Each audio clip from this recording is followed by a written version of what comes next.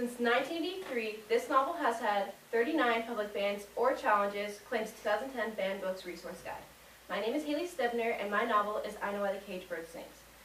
According to the American Library Association, in 2009, this novel was banned in a Virginia school district due to the conservative group Parents Against Bad Books in Schools, who are based in Fairfax, Virginia. Book banners were successful elsewhere in the Deep South.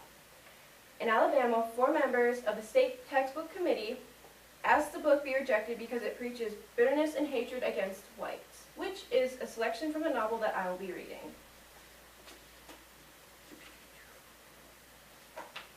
I remember never believing that whites were really real.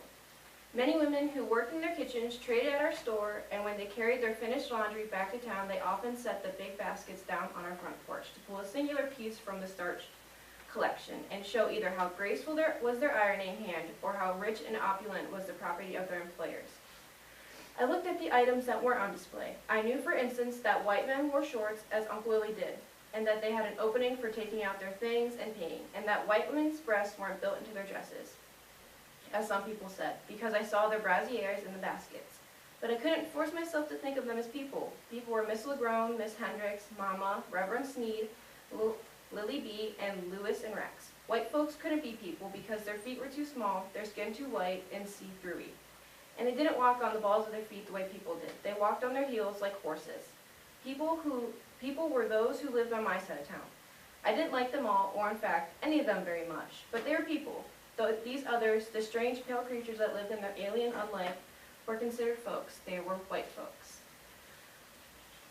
Since I chose this book because I think that it's not just a novel, but it's an autobiography about Maya Angelou's life.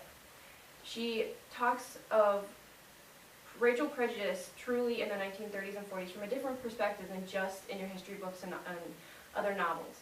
She talks of a far-reaching narrative both emotionally and historically, and I think that when people ban this, they take away the right to understand the plight of African Americans and the way prejudice can affect individuals.